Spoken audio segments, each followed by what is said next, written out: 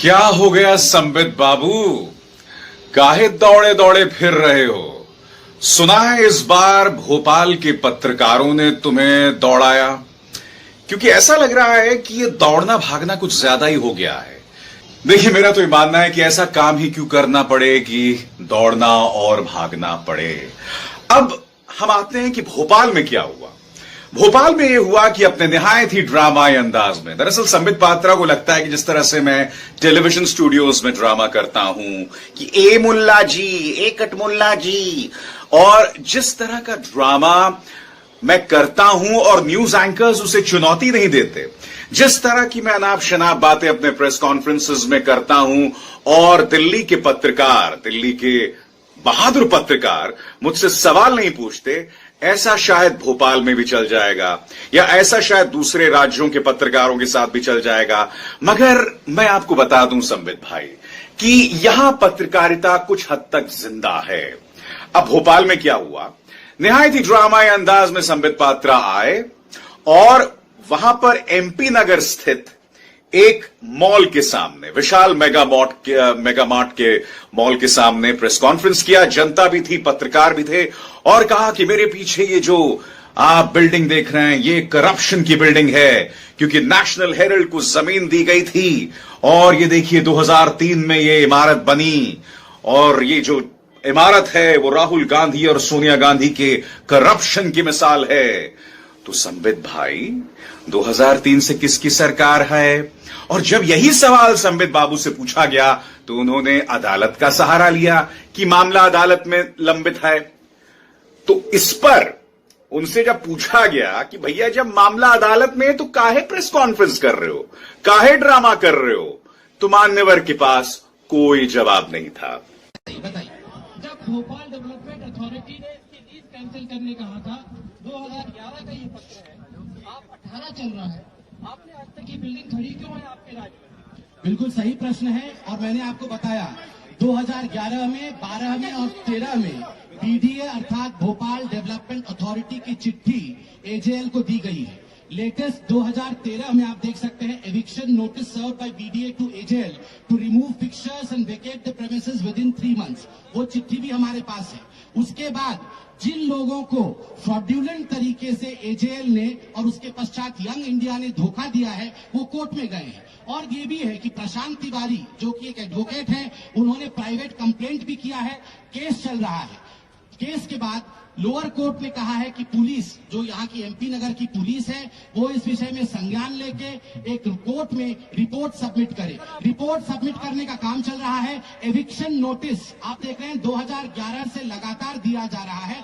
चूंकि कोर्ट में केस चल रहा है, कोर्ट का भी बिल्कुल कोर्ट पे भरोसा है, ये बिल्कुल कोर्ट पे भरोसा है। तभी तो हम कह रहे हैं, कोर्ट ने ही माँ बेटे को बेल पे आज बाहर निकाला है, दोनों आज बेल पे है। अच्छा, बात वहां पर भी नहीं रुकती है। उसके बाद उनसे यह भी पूछा जाता है कि आप ही के पार्टी के एक विधायक हैं, एक नेता हैं जिन्होंने जमीन हड़प रखी है।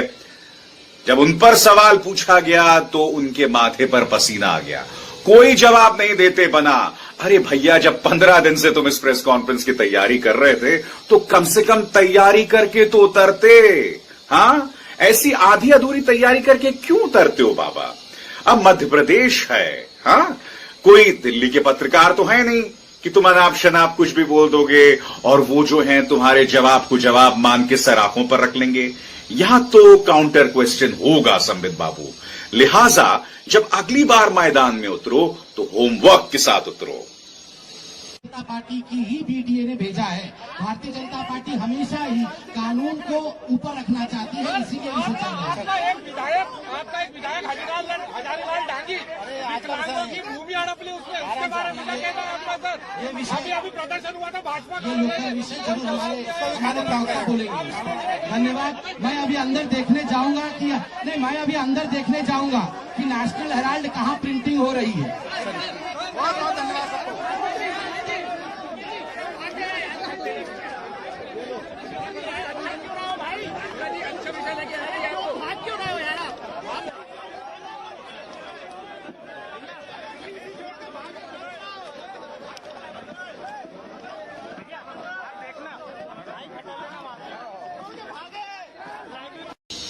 दोस्तों, दरअसल मामला वहां तक नहीं रुका। उसके बाद एक युवक आया। जब ये ड्रामाई अंदाज में इस मॉल में प्रवेश कर रहे थे जिन्हें वो करप्शन की जमीन बता रहे थे, तो जब एक युवक आया और उनसे सवाल किया संबित पात्रा ने, तो बताया जा रहा है कि एक बीजेपी का कोई नेता था जिसने कहा था कि तुम्हारी हिम्मत कैसे हुई संबित पात्रा से सवाल करने की, और फिर उस युवक को जो है पुलिस स्टेशन ले जाया गया। मैं ये बताना चाहता हूं बीजेपी के नेताओं को, जब आप खुले में प्रेस कॉन्फ्रेंस करते हैं ना, तो फिर वो सिर्फ पत्रकारों के लिए नहीं रह जाती। अगर आम जनता के बीच तुम सवाल करोगे तो आम जनता के सवालों का जवाब देना होगा। अब ये महाशय कौन थे मैं नहीं जानता हूं, मगर वो एक सवाल लेकर आए, लिहाजा उस बात का जवाब दीजिए। हर बार भागिए मत, क्योंकि आप सत्ता में हैं, लिहाजा आपसे सवाल किया जाएगा।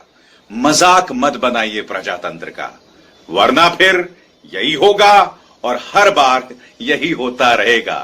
क्या आप खुद भी देख लीजिए। स्वामी जी, कुछ तो जवाब दे दीजिए कि आखिर महिला सशक्तिकरण की बात अगर चल रही है, आप सवालों से भागने की कोशिश तो करते हैं, वक्ता होते हुए भी सवालों से। अकबर जी के मामले पर क्या कहेंगे बता दीजिए। इस पे हाँ मैं देखूंगा। स्वामी जी, अकबर जी के मामले में क्या कहेंगे बता दीजिएगा। स्वामी जी, धन्यवाद जी, धन्यवाद साहब। जवाब नहीं मिला।